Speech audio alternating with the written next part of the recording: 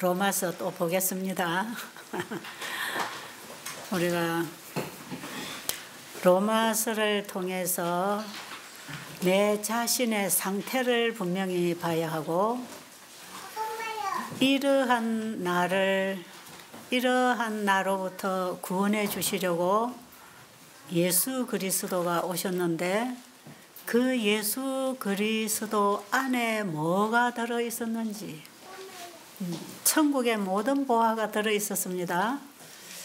자, 우리는 본성적인 죄인이기 때문에 그리스도가 다 필요합니다. 다 필요합니다. 갓난 아이에게도 그리스도가 필요합니까? 네, 그래서 갓난 아이도 아담 안에서 다 이미 사망의 법칙 아래 태어나서 사망의 열매를 맺어 사망할 것이기 때문에 어린 아이에게도 예수 그리스도가 필요하지요. 그래서 어린 아이가 태어난 그 자체도 예수님의 은혜로 태어났기 때문에 그가 자라면서 그 은혜 가운데서 자랄 수 있도록 예수님이 와 계시는 것입니다. 태어난 아이는 죄가 없다 하면 태어난 아이에게는 예수 그리스도가 필요 없다 하는 얘기하고 똑같은 얘기지요. 그렇죠? 자, 그러면 우리가 로마서 5장 12절 이후로 우리가 말씀을 읽으면서 이 내용을 한 번 더 이제 좀 새겨야 되겠고, 우리가 아담 안에서 다 죽은 사람이기 때문에 또 한 번 그리스도 안에서 다 삶을 얻는다고 하는 바로 그 복음, 그것을 바울이 지금 아주 세밀하게 얘기를 하고 있습니다. 자, 12절부터 읽어 주실래요? 로마서 5장 12절. 그러므로 한 사람으로 말미암아 죄가 세상에 들어오고 죄로 말미암아 사망이 들어왔나니 이와 같이 모든 사람이 죄를 지었으므로 사망이 모든 사람에게 이르렀느니라. 한 사람으로 말미암아 죄가 들어왔는데 모든 사람에게 죄가 퍼졌다는 거죠. 네. 또 죄가 율법 있기 전에도 세상에 있었으나 율법이 없었을 때에는 죄를 죄로 여기지 아니하였느니라. 그러나 아담으로부터 모세까지 아담의 범죄와 같은 죄를 짓지 아니한 자들까지도 사망이 왕노릇하였나니 아담은 오실 자의 모형이니라. 그러나 이 은사는 그 범죄와 같지 아니하니 곧 한 사람의 범죄를 인하여 많은 사람이 죽었은즉 더욱 하나님의 은혜와 또한 한 사람 예수 그리스도의 은혜로 말미암은 선물은 많은 사람에게 넘쳤느니라. 또 이 선물은 범죄한 한 사람으로 말미암은 것과 같지 아니하니 심판은 한 사람으로 말미암아 정죄에 이르렀으나 은사는 많은 범죄로 말미암아 의롭다 하심에 이름이니라. 한 사람의 범죄로 말미암아 사망이 그 한 사람을 통하여 왕노릇하였은즉 더욱 은혜와 의의 선물을 넘치게 받는 자들은 한 분 예수 그리스도를 통하여 생명 안에서 왕노릇하리로다. 예, 우리가 지금 아담 안에서 우리 안에 사망이 죄가 왕노릇하는 사람으로 우리가 태어난 것처럼 예수 그리스도 안에서 다시 태어나게 되면 뭐가 왕노릇한다 그랬죠? 예? 뭐가 왕노릇한다 그랬어요? 생명 안에서, 예, 생명 안에서 왕노릇한다고 되어 있습니까? 그 생명이 우리 안에 들어와야 되겠죠? 그 생명이 어디에 있었습니까? 말씀 안에 있었죠? 그 말씀이 우리와 같은 사람으로 나타나신 분이 예수님이죠. 그러니까 예수 안에 그 생명이 있었으니, 그렇죠?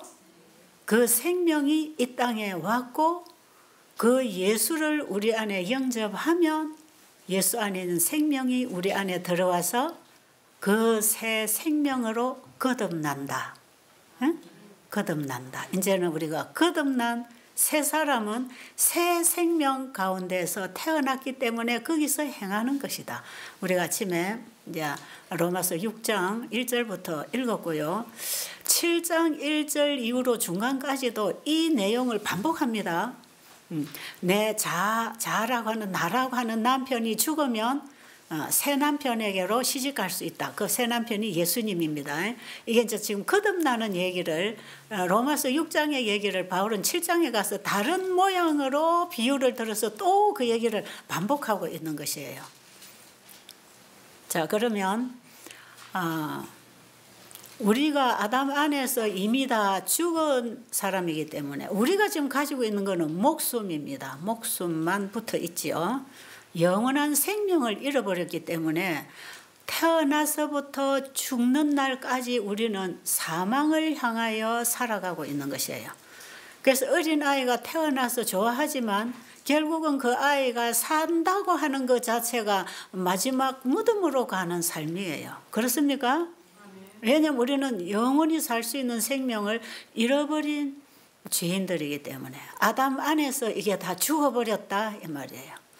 그래서 아담 안에서는 우리가 태어났지만 무슨 착한 일을 해도 이건 다 죽은 것이라 이것은 영생에 이를 수 없기 때문에 육으로 난 것은 육이요 성령으로 난 것은 영이니 육은 하늘을 유업으로 받을 수 없다. 그래서 우리가 거듭난 새 사람이 하나님의 자녀가 되어서 하나님의 것을 상속받을 것입니다. 자, 이제 이해가 좀 되십니까? 자, 로마서 여기저기 바울이 전한 복음의 여기저기를 우리가 이제 하나씩 짚어서 바울이 지금 어떤 복음을 전하고 있는가를 이해하는 게 중요하다 그랬죠. 자, 그러면 우리가 반드시 이제 거듭나지 아니하면 죽은 사람들입니다. 그러니까 잘난 척하지 말라 이 말이에요. 아시겠죠? 너보다 내가 좀 낫다 이래가지고 사람을 비판하는 것은 바로 자기 자신을 비판하는 거라 그랬죠. 그러니까 누구 손가락질하고 쑥덕거리고 누구를 깎아내리고 흠을 잡고 이거 합당합니까? 이거 하지 말라는 거. 그 다 네 속에 있는 걸 네가 까내서 네 자체의 흉을 보고 있는 거다 이런 뜻이죠. 그러니까 우리가 남을 흉 보려고 할 때 한번 생각해 볼 필요가 있겠죠. 예, 로마서 2장 1절부터 바로 그 얘기합니다. 로마서 1장 28절 이후로 우리 속에 다 그 죄가 있는 거 죄를 들쳐놓고 2장 1절부터는 이런 것들이 네 속에도 있는데 네가 남을 판단하느냐? 그건 바로 네 자신을 판단하는 거다. 그리고는 우리는 본질적으로 죄인이기 때문에 예수 그리스도가 없이는 의롭게 될 수 없다. 그래서 이런 본성적인 죄는 율법을 지킬 수가 없다. 자, 그러기 때문에 아담의 후손이 아닌 하나님의 사람이 하나 와야 되는 것입니다. 그렇죠? 그러니까 누가 와야 되죠? 둘째 아담이 와야 된단 말이야. 아담의 유전자를 받지 않는 여자의 몸에서 한 사람이 와야 되는데 예수님 하나님께서 한 의를 준비하셨다. 한 몸을 준비하셨다. 한 아이를 여자의 몸을 통해서 나게 하셨다. 그래서 예수님은 아담의 그 혈통, 육신의 혈통을 입었지만 아담의 씨를 받지 않았습니다. 그렇죠? 그래서 마리아가 요셉하고 결혼하기 전에 임신을 한 아이가 예수님이고 남자의 씨를 받지 않고 태어난 아이는 이 땅에 예수님밖에 없습니다. 그래서 창세기 3장 15절에서 발표한 그 원복음 여자의 후손으로 두 번째 아담을 보내주어서 사단의 머리를 깨고 사단의 종이 되어 있던 죽어있는 자식들 다시 살려서 내가 데리고 올 것이다. 하나님의 구속의 경륜 속에 그 경륜을 창세기 3장 15절에서 발표했지요. 그 예수님을 보내주시겠다는 복음이었습니다. 그거 다 알고 계시죠? 자, 그러면 예수님은 여자의 후손으로 왔습니다. 여인에게서 태어났습니다. 동정녀 마리아에게서 태어났을 때 마리아에게 예수님은 하나님의 말씀이 임했어요. 그 말씀이 생명입니다. 그 말씀에 창조력이 있고 그 말씀에 생명이 있고 신성의 능력이 있어서 그 말씀은 그 말씀의 일을 이루는 능력이 있다 그랬죠. 자, 그러면 마리아에게 네가 아들을 낳으리니 이름을 예수라 하라 했을 때 마리아가 예, 그대로 되기를 원합니다. 받아들였죠? 그 말씀을 받아들였죠? 그 말씀을 받아들였더니 마리아의 자궁 속에 예수의 씨가 들어와서 예수가 잉태되어서 탄생했다 이 말이에요. 여러분, 그렇게 될 수 있다는 가능성을 여러분은 어떻게 이해할 것입니까? 지금 배웠잖아요. 어떻게 이해합니까? 하나님의 말씀 속에는 뭐가 있다?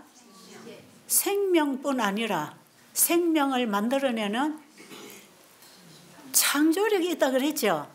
없는 것을 있게 하는 창조력이 하나님의 말씀 속에 있어서 이 세상이 창조돼 나왔다 그랬죠. 그럼 예수님이 마리아라는 여자의 몸에서 하나님의 말씀의 씨를 받고 그 말씀이 정해놓은 아들 예수가 잉태되어 출생했다. 이것은 창조주만이 하실 수 있는 일입니다. 그렇죠? 이거는 창조력입니다. 하나님의 말씀은 그 말씀을 이루기 때문에 그 말씀을 받아들인 자 속에서 그 말씀의 일이 이루어진 게 마리아의 자궁 속에 예수가 잉태되고 자라서 완전한 인간이 되어서 출생을 한 것이죠. 말씀이 육신이 되어 우리 가운데 거하심에 우리가 그 영광을 보니 아버지의 독생자의 영광이요 은혜와 진리가 충만하더라. 누구죠? 예수님. 이 말씀이 어디 있죠? 요한복음 1장 14절. 자, 이제 예수님의 출생을 이해할 수 있겠습니까? 자, 그렇게 해서 예수님이 아담의 씨를 가지고 왔으면 아담의 후손이 될 텐데 아담 아닌 또 하나의 아담. 그렇죠? 둘째 아담.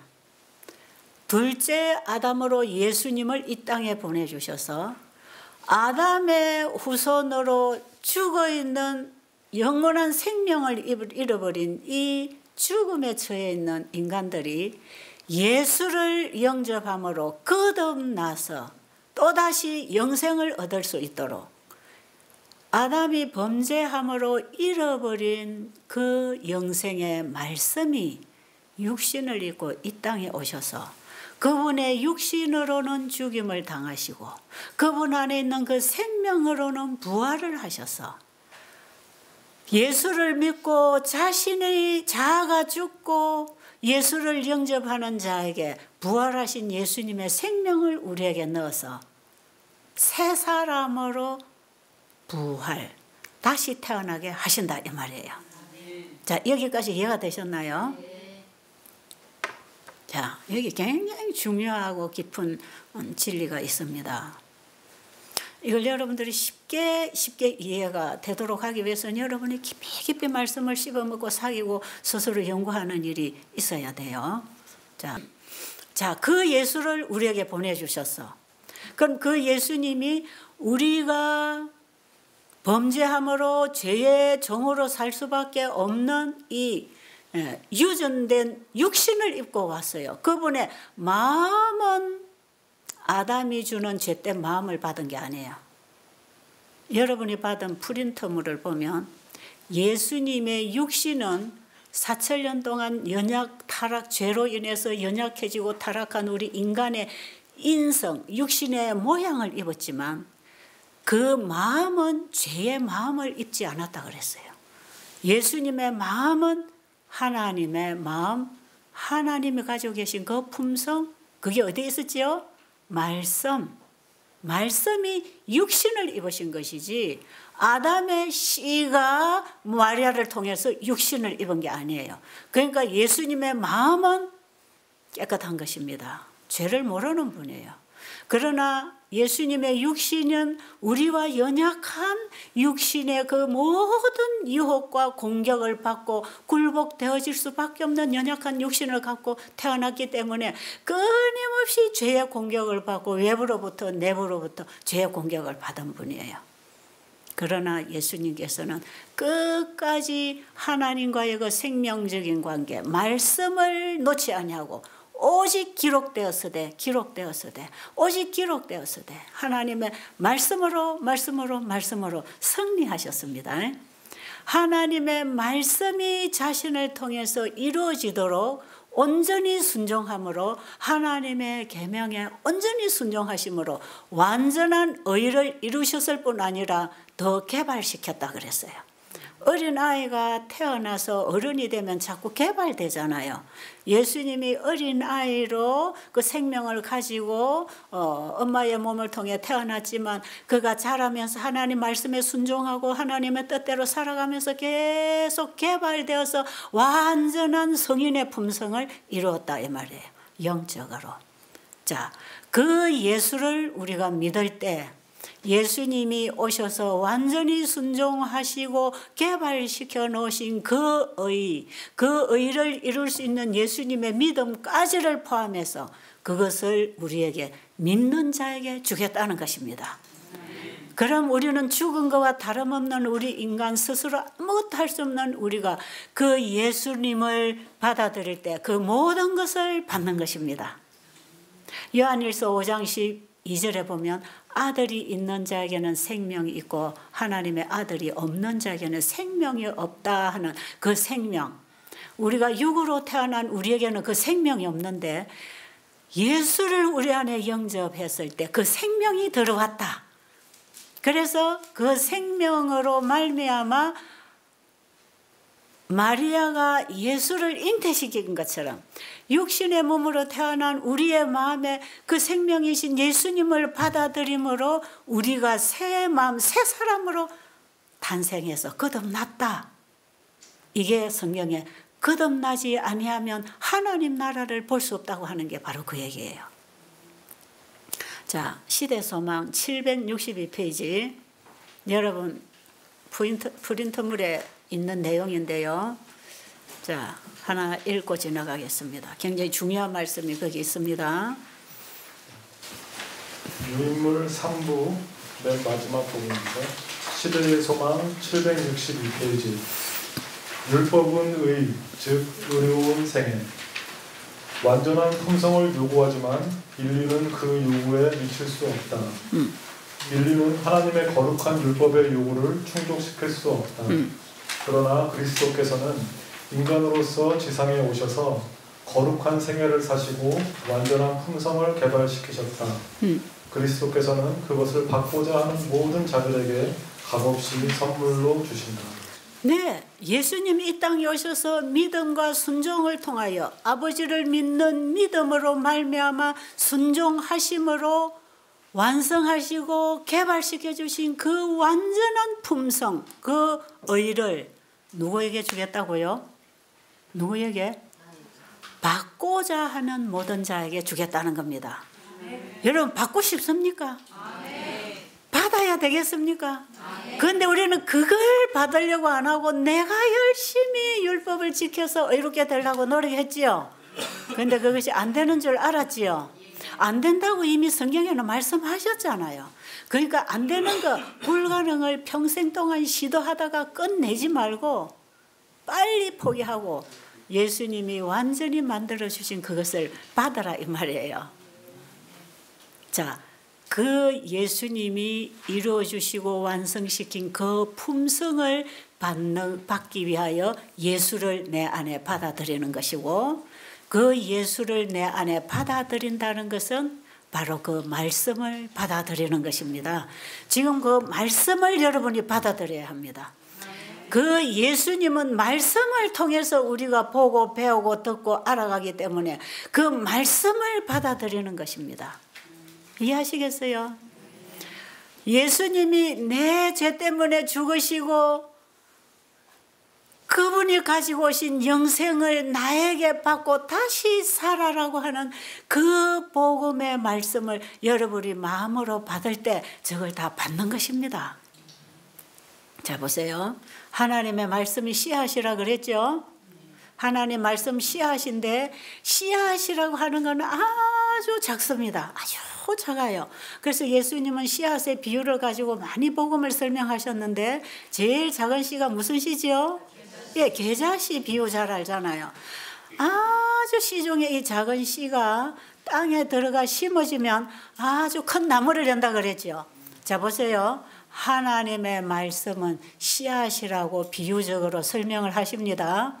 자, 작은 씨앗이 예수라고 하는 상자에 담아져서 우리에게 보내졌어요. 우리가 예수라고 하는 상자의 선물을 받아들였더니 그 안에 뭐가 있었다? 하나님의 말씀의 씨가 있었다. 영생의 생명의 씨가 있었다. 자, 그래서 우리는 예수를 보고 예수를 받아들였는데 우리 안에는 뭐가 들어왔어요? 영생하는 씨가 들어왔단 말이에요. 자, 그 씨 속에는 지금 아무것도 안 보입니다. 여러분, 내가 예수님의 말씀을 받아들이고 거듭날 때 달라진 건 없는데 뭐가 달라지느냐? 이 말씀이 내 마음밭에 가면 씨앗이, 이 말씀의 씨가 내 마음밭에만 들어가면 씨앗이 땅속에 들어가면 발아해서 이것이 뿌리가 내리고 떡잎이 나고 자라고 일어나는 어떤 생명력의 전개가 일어나는 것처럼 하나님의 말씀의 씨가 우리의 마음에 들어오면 내 마음에서부터 놀라운 변화가 일어납니다. 안 해봐서 아멘 안 되지요. 이거 해본 사람은 그게 뭔지 알아요. 그 뭔지 알아요. 마음에 놀라운 변화가 일어납니다.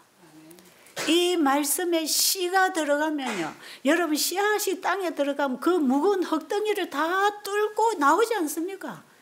그 씨앗은 땅속에서 뿌리를 내리고 그 다음에 그 무거운 흙덩이를 들어 젖히고 떡잎이 나고 거기서부터 계속 자라나지요.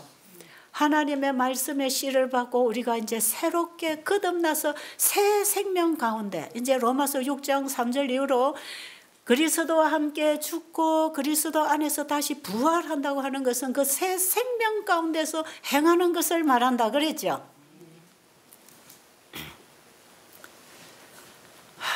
그런데 이 새 생명에 들어가서 마음에서 움틀거리고 거기서부터 뿌리가 쫙 내리는데 이 뿌리가 우리의 생각을 바꿔주는 역할을 합니다. 예, 우리의 생각의 뿌리가 뇌세포를 통해서 뻗어가고 있지 않습니까? 그죠? 이 우리의 뇌리 속에 하나님의 진리의 말씀이 들어오면 이 생각의 뿌리가 사랑의 뿌리가 내린다고 되어 있죠. 히브리서 15장에 가보면 사랑의 뿌리가 내린다고 되어 있어요. 자, 이 사랑의 뿌리, 우리의 품성 속에, 우리의 생각 속에 어떤 사랑의 뿌리, 사랑이라고 하는 어떤 뿌리가 하나 내리기 시작하면서 거기서부터 어떤 사랑의 나무가 나오기 시작해서 점점 행동과 말과 삶의 변화가 일어나지요. 이게 씨가 땅에 들어가서 뿌리를 내리고 떡잎이 나서 자라는 과정하고 똑같습니다. 이 생명의 씨가 들어와야 나무가 나와서 열매를 거두어서 그 열매를 추수하기 위해서 예수님이 오실 거 아닙니까? 농부가 자기 땅에다가 콩씨를 심고 갔으면 가을에 콩을 거두기 위해서 오는 것이고, 팥을 심고 갔으면 가을에 팥을 거두기 위해서 농부가 추수하러 오는 것처럼 예수님은 자기 속에 있는 씨를 믿는 자 속에 다 뿌려줬기 때문에 예수님의 재림 때에는 자기가 심어놓은 그 씨의 열매를 추수하러 오시는 것입니다. 그러니까 여러분, 성경을 우리가 세세히 읽어보면 그냥 열심히 교회 다녀가지고 열심히 선행을 해가지고 공을 닦아서 구원을 따는 게 아니라는 것입니다. 제발 여러분 이 부분에서 여러분의 생각을 깨트리게 되기를 바랍니다. 씨를 받아야 돼. 씨를. 근데 이 씨가 들어오니까요, 저는 정확하게 33년 전에 이 씨가 내 속에 들어오는 경험이 일어났는데, 제가 창세기 1장에서 하나님의 말씀이 천지를 창조했고 그 하나님이 계신다는 사실을 믿을 때 창세기의 창조의 하나님이 내 속에 들어왔죠. 그렇죠? 제가 여기서부터 완전히 바뀌어지기 시작했어요. 제 생각과 관심이요, 전부 하나님 쪽에, 하나님 말씀에 꽂히기 시작했어요. 그리고 그 말씀을 하나하나 받아 먹으면서 빛이 반짝반짝 하다가 드디어 이사야 53장에 가가지고 그가 찔림은 나의 허물 때문이라는 그 말씀에 딱 제가 붙잡혀가지고 예수님이 나의 구주로 만나셨지 않습니까? 제가 이 감정을 복음을 전할 때마다 합니다. 제 강의를 많이 들은 사람은 이 이사야 53장 얘기 수없이 들었을 것이에요. 창세기 1장 얘기도 많이 들었을 것이에요. 왜? 이것을 기초로 복음의 씨를 넣어주지 아니하면 자꾸 헷갈리니까요. 요한복음 3장 16절에 하나님이 세상을 이처럼 사랑하사 독생자를 주셨으니 저를 믿으면 멸망치 않고 영생을 얻으리라. 그 말씀을 세상을 이처럼 사랑하사 독생자를 주셨다고 믿고 있으면 내가 구원이 안 돼요. 그러니까 누구를 사랑해서? 하나님이 나를 사랑해서 독생자를 주셨으니 내가 그분을 받아들이면 영생을 얻는다. 그렇게 여러분은 성경을 읽어야 된다 이 말이에요. 이 요한복음 3장 16절은 요한복음 3장 1절부터 내용이 연결된 내용이기 때문에 그게 바로 예수님과 니고데모가 거듭나야 된다는 얘기를 할 때에 니고데모가 어떻게 거듭날 수 있습니까 하니까 예수를 믿으면, 나를 믿으면 모세가 광야에서 뱀을 뜬 것 같이 인자도 들려야 하리니 이 인자를 믿으면 영생하리라. 그 인자는 하나님이 세상을 이처럼 사랑하사 보내주신 독생자다. 그를 믿어라. 그러면 영생한다. 그 믿는다, 믿으라는 말씀을 하시기 전에 믿는다는 의미가 거듭나야 된다는 것으로 설명하고 있습니다. 그러니까 여러분 요한복음 3장 16절 하나만 외워가지고 무조건 믿으면 돼 하고 믿습니다 하고 여러분이 교회 평생 다녀도 내 속에 예수님이 생명으로 들어와서 나를 거듭나게 새 사람으로 재창조를 못한단 말이에요. 여러분 이런 희미하고 막연한 신앙에 우리가 너무나 오랫동안 빠져 있었지 않습니까? 저는 이 저와 같이 이렇게 속아 넘어가고 있는 이 교회를 다닌다는 사람들을 볼 때에 너무 가슴 아프다 이 말이에요. 제가 지금 외국에 나가서 그 지도자들, 목회자들, 재림교회 신실한 지도자들에게 가서 제가 이 복음을 얼마나 제가 가슴 아프게 전하고 있는지 몰라요. 당신들이 진짜 예수를 개인의 구주로 만났더라면 오늘날 여러분이 이렇게 안 살고 교회도 이런 모양으로 되어 있지 않는다. 당신들 속에 복음이 없기 때문에 교회 찾아오는 영혼들 속에 복음의 씨를 뿌리지 못해서 그 영혼들이 다 죽어가고 있다. 당신들이 먼저 씨를 받아야 된다. 착한 행실 해가지고 좋은 사람, 착한 사람 도덕신앙하지 말고 잃어버린 영생의 씨를 주려고 예수님이 이 땅에 오셨는데 내가 율법을 순종할 수 없는 이 죽어있는 나를 위하여 대신 죽어주시고 그분이 가지고 오신 생명을 우리에게 받으라고 하는데 왜 그건 안 받고 엉뚱한 짓만 하고 있느냐 이 말이에요.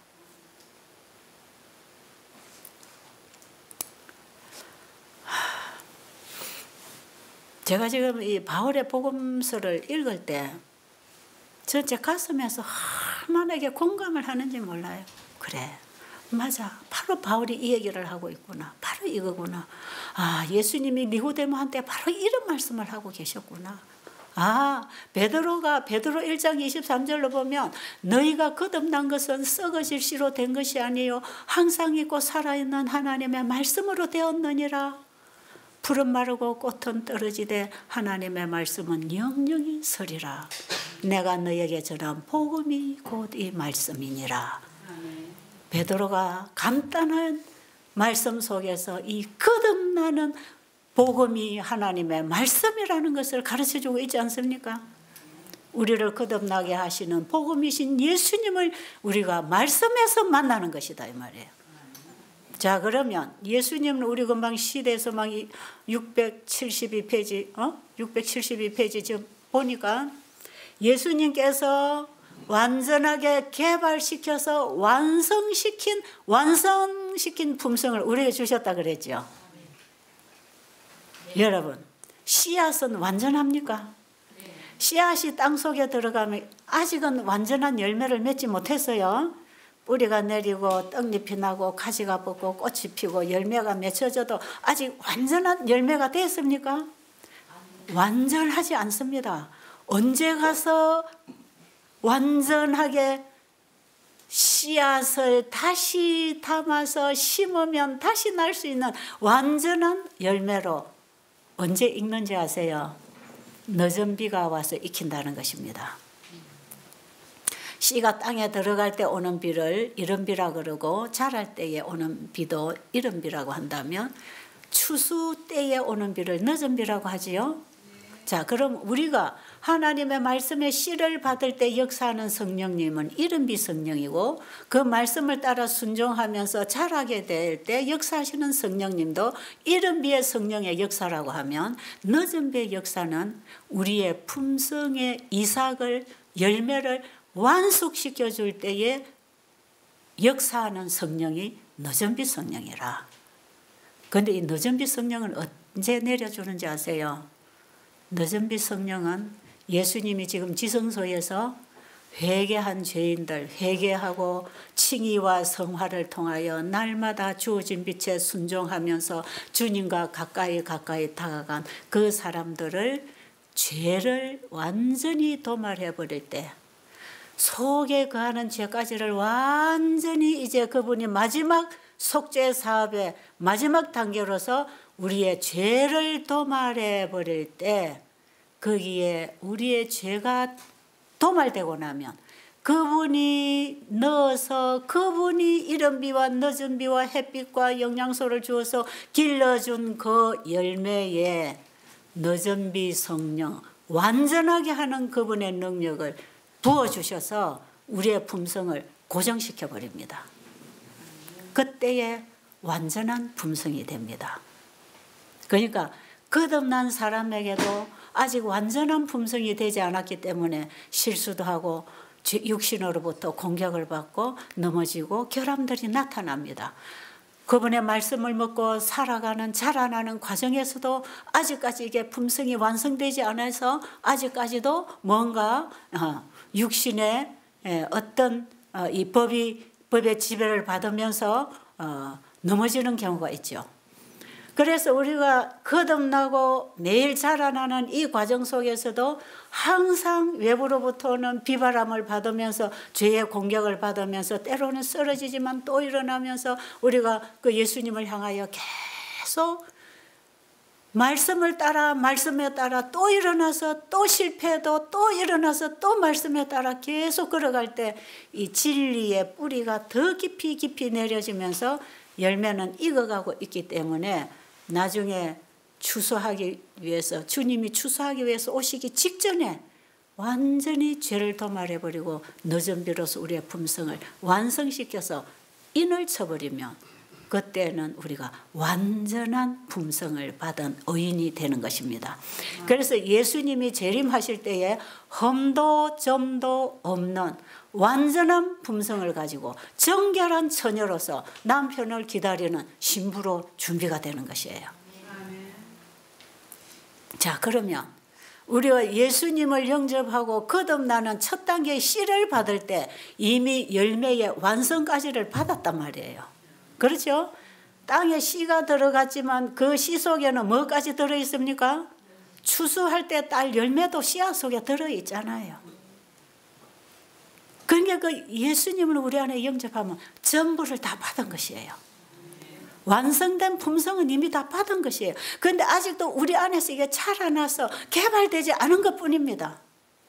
그래서 이 씨를 받아가지고 1년을 살다가 죽어도 예수님 재림 때 이거는 다시 부활시킬 것이고 몇십 년을 살면서 개발이 많이 되다가 죽어도 나중에 예수님 재림 때에 그들을 데리고 가실 텐데, 그분이 뿌려준 씨를 가지고 살아온 사람들은 예수님 안에서 다 완성이 이루어지는 것입니다. 예, 우리는 완성된 씨앗을 받았어요. 완전한 씨가 땅에 들어가야 싹이 나지요. 예, 벌레가 먹은 거 들어가면 싹이 안 납니다. 완전한 건강한 씨앗을 땅속에 심어야 그것이 뿌리가 내리고 잎이 나는데, 아직 열매를 달지 않아도 이것은 무슨 종자가 나온 것입니까? 콩씨를 심었더니 콩나무가 나왔다 이 말이에요. 예수님의 씨를 넣었더니 예수님의 사람이 나와서 움직이고 있다 이 말이에요. 그것은 우리의 영적, 우리 속사람을 얘기하는 것입니다. 속사람. 자, 이 부분하고 속사람이 자라는 과정에 지금 그 사람이 함께 가고 있는 그 사람으로부터 죄의 공격을 받는 얘기를 이제 나중에 7장에 가면 바울이 하고 있습니다. 자, 로마서 7장의 사람은 어떤 사람인가 하는 이런 질문에 있어서 참 많은 논란들이 일어나고 있죠. 이 부분은 제가 다음 시간에 볼 겁니다. 지금 볼 게 아니에요. 왜냐하면 그 말씀을 이해하기 위해서는 또 다른 말씀들을 많이 읽어야 되기 때문에 그냥 제가 이해한 대로 늘 설교를 하고 나왔는데요. 제가 그냥 설명을 하고 나면 저거는 저 채집사 소리지 성경 말씀이 아니다 하는 사람이 혹 있을까 해서 제가 말씀을 자꾸 이제 읽어드려야 되겠다는 생각이 들어요. 그래서 이번에 다른 때는 몰라도 이 로마서를 볼 동안에는 제가 되도록이면 좀 읽어드리면서 여러분이 스스로 확인하고 연구하게 되기를 바랍니다. 자, 그러면 일단 우리는 로마서 6장에서 거듭나야 된다는 필요성을 느끼는 것입니다. 그렇죠? 그러니까 아무도 거듭나지 아니하고는 율법 지킬 수 있나요, 없나요? 지킬 수 없지요. 율법에 정신이 들어가야 행동이 나올 텐데, 씨가 들어가야 나무가 나오고 꽃을 피울 텐데, 아직도 그 사랑에 씨가 들어가지 않았는데, 그런데 사람들은 그 씨를 받을 생각 안 하고 자기 속에 있는 이상한 씨를 잘 키워보려고 노력하지만, 예? 그게 나중에 열매가 나오는데 보면 무슨 열매일까요?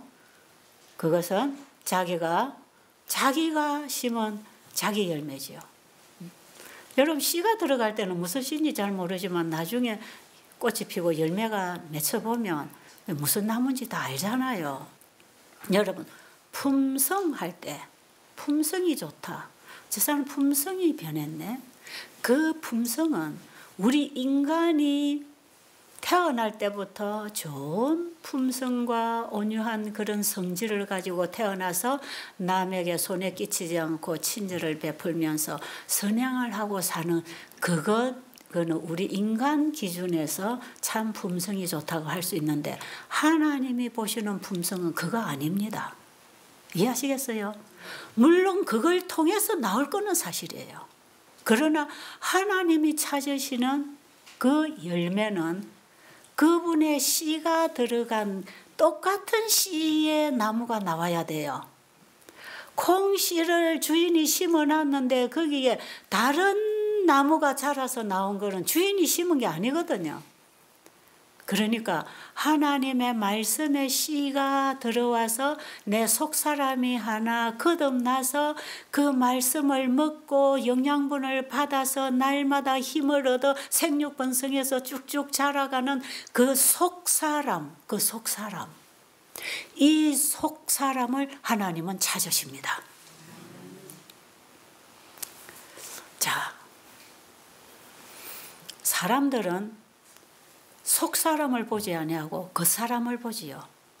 그런데 하나님은 속사람을 보십니다. 그 속사람이 자라면서 어떤 열매를 맺도록 되어야 되는지를 그분이 아시기 때문에 계속 그 일을 하시지요. 그래서 이 속사람이 씨를 받아서 자라서 열매가 맺은 그 열매에다가 인을 친단 말이에요. 이게 품성에 인을 치는 겁니다. 품성이 입 맞는다 이러죠. 이 품성이 결국 입 맞고 이것이 의로운 자고 이 품성에 신령한 몸을 입혀서 하늘로 데리고 가기 위해서 예수님이 재림하시는 것이에요. 그러니까 우리 속에 이 하나님의 씨가 만들어낸 이 품성이 움틀거리고 일어나야 합니다. 아시겠어요? 거듭나지 않으면 이런 정신이 없어요. 그래서 하나님께서 그 사람의 중심을 보시는 그 중심이 하나님이 넣어놓은 사랑의 씨, 그 사랑에 강건되어서 말하고 행동하고 일하는 그 정신과 그 활동, 그것을 하나님은 보신단 말이에요. 그게 거듭난 그리스도인은 말씀의 나무가 나와서 말씀의 양식을 먹고 말씀의 진리에 굳게 서서 진리로 말하고 진리로 살고 진리로 일하고 진리를 전가하는 거죠. 이건 완전히 이형입니다. 로마서 8장이 바로 그리스도 안에서 죄와 사망의 법에서 해방되고 구원받은 사람이 예수 안에서 성령과 생명의 법칙 안에서 태어나서 영의 인도를 받아가는 그 사람은 하나님의 자녀라.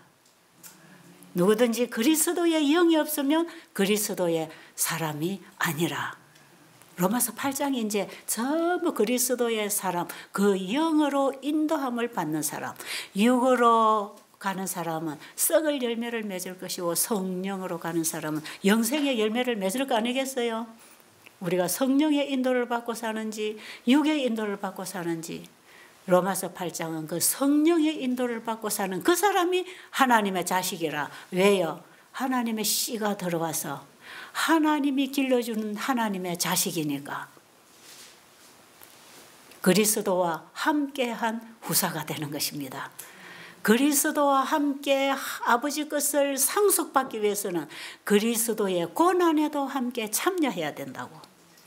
예수님은 하늘로부터 가져온 생명을 우리에게 주시려고 그분의 육신이 십자가의 고난을 겪으신 것처럼 우리의 육신도 십자가의 그리스도와 함께 고난을 겪고 그리스도 안에 새 생명 가운데서 새 사람으로 자라서 예수님과 한 형제가 되어서 하나님의 공동 유산자가 되는 것입니다.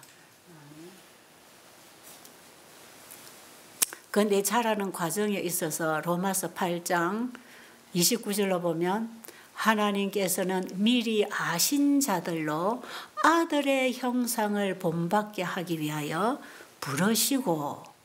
부르신 그들을 의롭다 하시고 의롭다 하신 그들을 영화롭게 하셨나니라.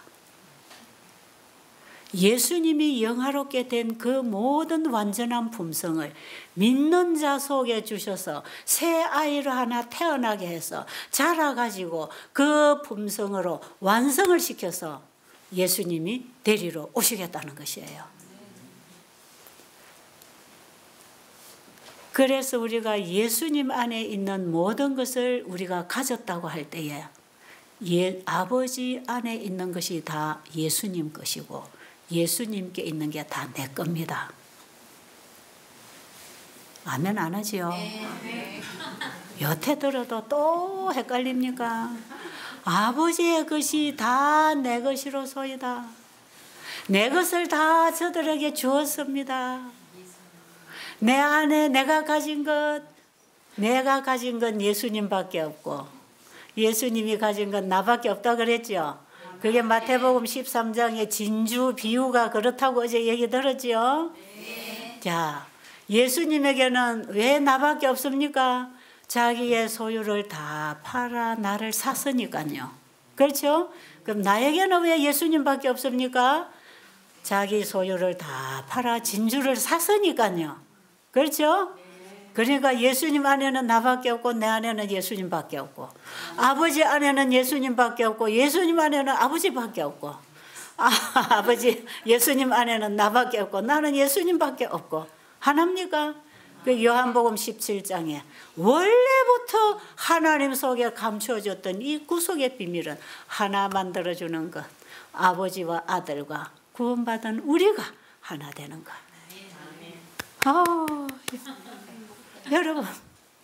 여러분, 이건 얼마나 좋은 건지 모르니까 아직도 그거 다 팔아서 살 마음이 없지요. 아직도 그것이 얼마나 소중하고 영원한 것이고 가치 있는 것인지를 모르니까 다 팔아서 그 밭을 사는 일을 할 때에 나는 다 팔면 아까운데요. 그러고 있을 겁니까? 예수님께서 한 법관이 와서 내가 어떻게 하여야 영생을 얻으리까? 천국을 어떻게 해야 얻는 것입니까? 하니까 뭐라 그랬죠? 계명을 지키라 그랬어요. 나 계명 다 지키는데요. 살인도 안 했고 간음도 안 했고 도둑질도 안 했고 나 다 지켰는데요. 아마 여러분들도 그렇게 말할지 모르겠어요. 근데 하나님께서 중요한 거 빠졌다. 가서 네 가지고 있는 모든 소유를 다 팔아 가난한 자에게 주고 나를 따르라 그랬어요. 예수님은 마태복음 25장 31절 열어보면 배고프고 병들고 가난한 자는 나였다 그러죠. 그러죠? 이 땅에 가난하고 병들고 고통당해 죽어가는 그 죽음에 처해 있는 그가 바로 나였다. 그들에게 하는 것이 바로 나에게 하는 것이다. 그럼 우리가 예수님을 사랑하고 예수님께 충성하면 가서 뭐 하라고요? 네가 가지고 있는 것을 다 가난한 자에게 나눠주고 나를 따르라. 그게 다 파는 것입니다. 그게 내가 가진 소유를 다 팔아서 예수님을 사는 것입니다. 여러분, 하나님께서 우리에게 시간을 주시고 재정을 주시고 가족을 주시고 달란트를 주시고 이 모든 것을 우리에게 주셨을 때에 어떻게 사용하라고 주셨죠? 서로 돕는 관계로 주셨다 그랬죠? 이게 창세기 2장에 서로 돕는 관계에 가족관계, 인간관계를 주시고 하나님께서 우리에게 맡겨주신 것은 다 우리 이웃이 부족할 때에 그거 나눠줘라. 네가 받은 거 못 가진 자에게 나눠줘라. 그게 뭐 하라는 겁니까? 봉사하라. 내가 너에게 준 이 복음 누구에게 나눠줘라? 이웃에게 나눠줘. 그들이 복음이 없어서 영생하는 생명을 찾지 못해서 다 죽어가고 있는 그들을 죽음으로부터 구원해 주는 것은 바로 복음을 전해주는 것입니다. 이것이 내 이웃을 내 몸처럼 사랑하는 것입니다. 왜? 이 복음이 나에게 가장 소중한 것이라면 그것을 이웃에게 나눠서 그들에게도 안겨주라 이 말이에요. 하나님이 우리에게 주신 것은 다 나눠주라고 준 것이니까 복음도 나눠줘야 되겠지요. 새 천사, 의료, 선교사가 되기를 원하십니까? 이 영원한 복음을 전해주기 위하여 내가 가진 시간과 재정과 물질도 나누어 주는 것이 새 천사, 의료, 선교사입니다. 이것이 바로 복음을, 천국을 발견한 사람들의 삶 속에 나타나는 열매입니다. 이 열매가 무슨 열매지요? 이게 사랑의 열매 아닙니까? 이게 계명을 지키는 행위가 되는 것이고 이게 바로 사랑의 열매인데 하나님이 주신 것을 다른 사람에게 나눠주려고 할 때에 하나님의 것이 나에게 와서 나누어질 때 내 품성이 개발됩니다. 아멘. 이거 여러분 해보면 알아요. 진짜 해보면 압니다.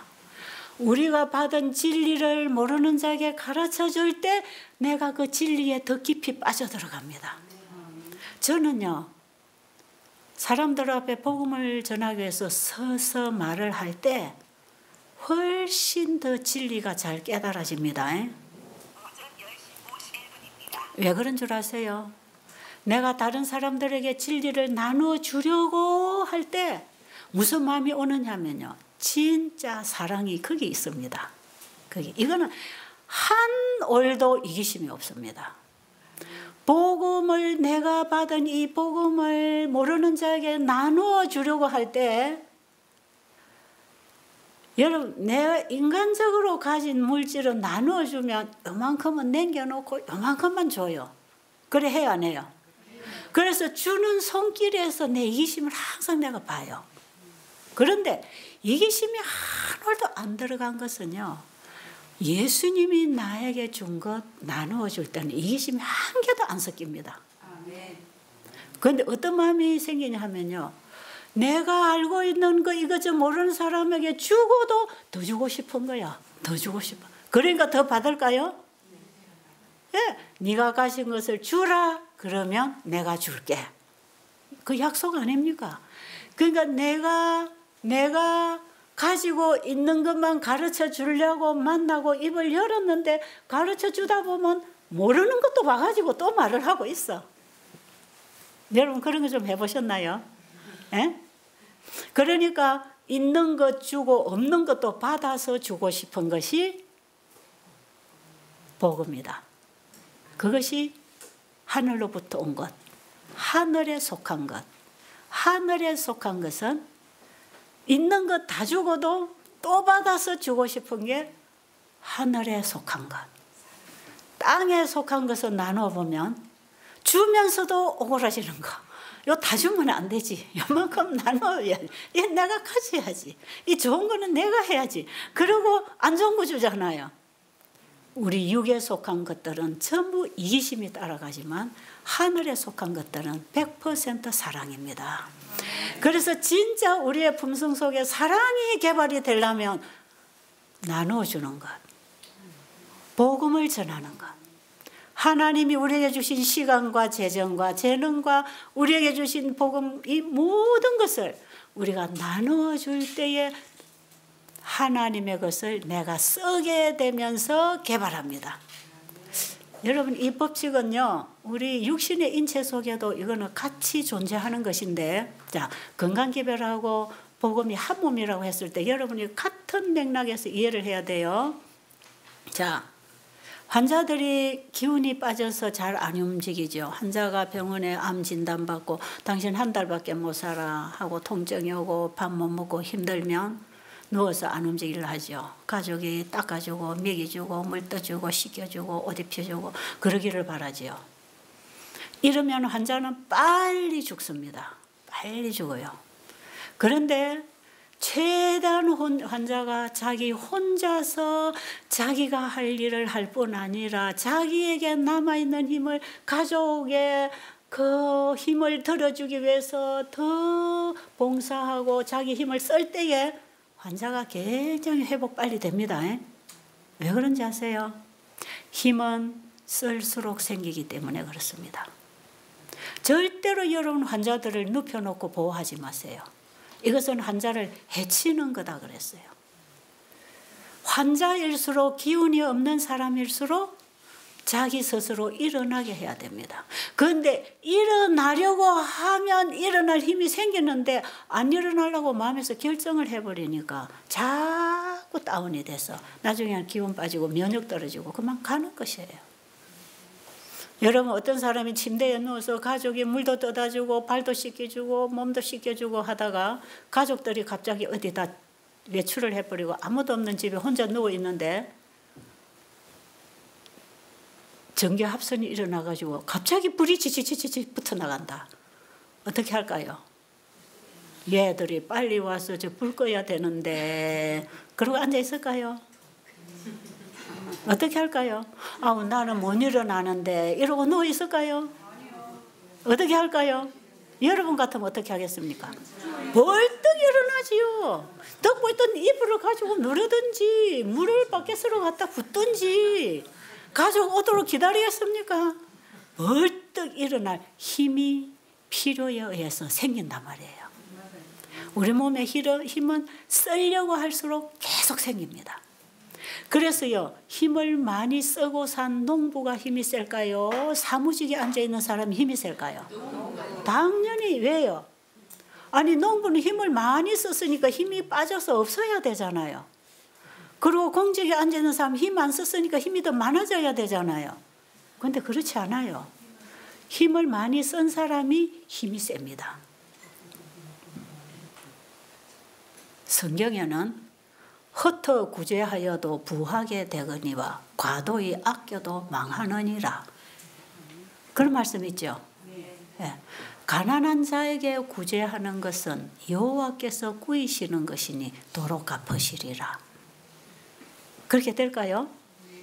우리가 가난한 자에게 구제를 하고 있는 거 계속 나눠주면 그거 누가 빌려가는 거라? 왜요? 지극히 작은 자에게 행한 게 나에게 행한 거라 했기 때문에 우리가 배고프고 어려운 자에게 구제를 한 것은 누구에게 한 것이라? 예수님에게 한 것이라. 그러니까 우리가 또 나누려고 필요할 때는 예수님이 갚아주실까요? 그렇습니다. 가난한 자에게 구제한 것은 여호와께서 꾸이신 것이니 도로 갚으시리라. 여러분 진짜 그렇게 되더란 말이에요. 제가 이 베델 가정집에서 시작할 때 방 한 칸 내놓고 병들고 감옥에 갇히고 불쌍한 사람 데려다가 먹이고 예수님 가르치고 내 집 식구처럼 한 방에서 같이 먹고 같이 지냈던 그때 방 한 칸밖에 없었는데 지금요 방이 몇 칸입니까? 많아졌나요? 네. 있는 것으로 내놓을 때 더 많아집니다. 더 많아져요. 정말 많아집니다. 내가 알고 있는 것 상대방에게 가르쳐 주려고 할 때에 지식도 더해집니다. 지혜가 옵니다. 여러분 지금 환자 만나서 봉사하면 엄두가 안 나죠? 환자를 만나서 도와주려고 할 때 지혜가 옵니다. 그러니까 하나님 말씀을 받고 하려고 하면 된다 이 말이에요. 그런데 못할 사람 어디 있냐고요. 씨앗이 땅에 들어갈 때는 작은 씨앗이지만 그 속에는 열매가 다 들어있단 말이에요. 우리가 하나님 말씀을 받았을 때 그 말씀은 바로 그 말씀의 완성입니다. 그렇기 때문에 우리가 하나님 말씀을 받을 때 다 받는 것이에요. 이런 얘기 많이 하면 재밌겠죠? 네. 저는 이런 얘기가 참 할 게 많습니다. 정말. 그래서 이 예수님의 사랑이 내 마음에 감동과 은혜로 오면요. 그분의 말씀에 순종하는 것이 즐거움이 되지요. 즐거움이 되지 절대로 짐이 아닙니다. 무거운 것이 아닙니다. 하나님을 사랑하는 것은 계명을 지키는 것이고 이 계명은 무거운 것이 아니에요. 이 사랑은 온 율법을 완성시키는 것입니다. 그래서 내가 사람을 죽였다 안 죽였다 내가 사람에게 상처를 줬네 화를 한번 냈네 용서를 못하겠네 이런 걸 가지고 율법을 지키네 많이 하는 게 아니고 내 안에 사랑이 있으면 그 모든 걸 이룬다 이 말이에요. 모든 율법은 하나로 사랑입니다. 이게 새 언약의 율법이라 그러죠. 새 언약의 율법은 사랑 안에서 율법이 완성되는데 그 사랑이 십자가에서 우리에게 나누어지고 있는 것입니다. 그래서 우리가 십자가의 예수 그리스도를 만나게 되면 그 사랑을 만나는 것이고 그 사랑을 만나면 저절로 이웃을 사랑하게 되니까 이웃을 해치지 않습니다. 그렇죠? 그게 이제 로마서 후반부에 보면 바울이 믿어 순종케 되는 복음을 로마서 13장 몇 절입니까? 예, 8절부터 한번 읽어보세요. 이제 후반부에 가면 우리가 어떻게 선행을 율법을 지키는가가 나옵니다. 믿음은 율법을 폐하는 것이 아니고 율법을 완전하게 하는 것이다 이 말이에요.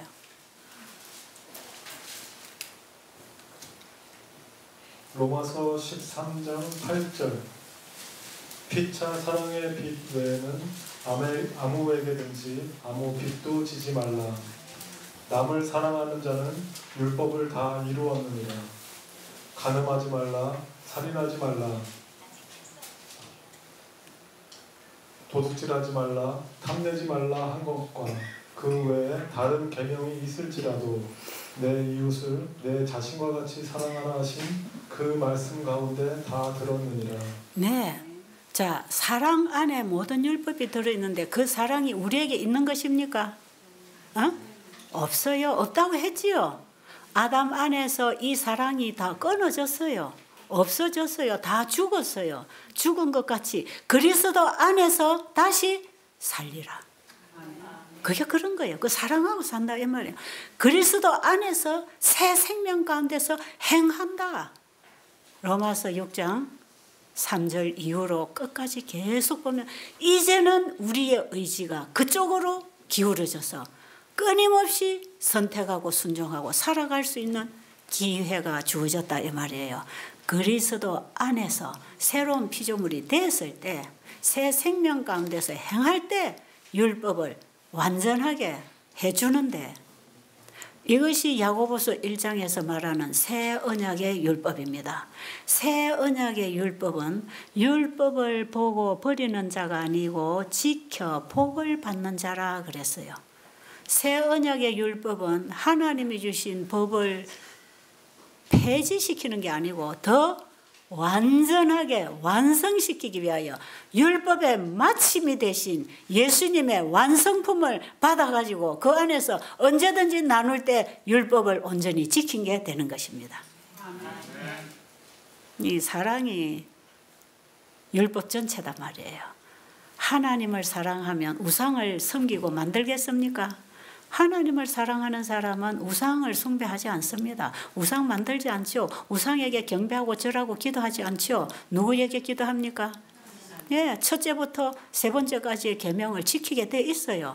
그리고 다섯 번째부터 열째까지는 이웃을 사랑하라고 하는 그 계명도 예수님의 사랑이 오면 그거는 저절로 그 사랑 안에 다 있는 행동이다 이 말이에요. 뭘 지켰다 안 지켰다. 이 율법을 가지고 바울이 지금 갈라디아서에 보면은 그 초등학문, 그 그리스도께로 인도하는 그 율법을 너희들이 지켜서 어렵게 되려면 그리스도가 십자가에 헛되이 죽으셨느니라. 그 예수를 믿음으로 어렵게 된다. 그 예수를 믿을 때 어떻게 되느냐? 내가 그 예수를 믿을 때 내가 그리스도와 함께 십자가에 죽었더라. 그리고 그 예수가 내 안에 와서 이제는 내 안에 그리스도가 사시더라. 그게 예수 믿는 것이고 내가 죽는 것이다. 바울은 이제 참 복음서를 통해서 자기 자신의 간증을 통해서 이 예수를 믿어 의롭게 되고 예수를 믿어 사랑하게 되고 예수를 믿어 하나님의 계명에 순종하는 온전한 복음, 율법과 복음이 하나에서 왔다고 하는 완전한 복음을 세우고 있는 복음이 바울이 전하는 복음서에 다 기록되어 있습니다.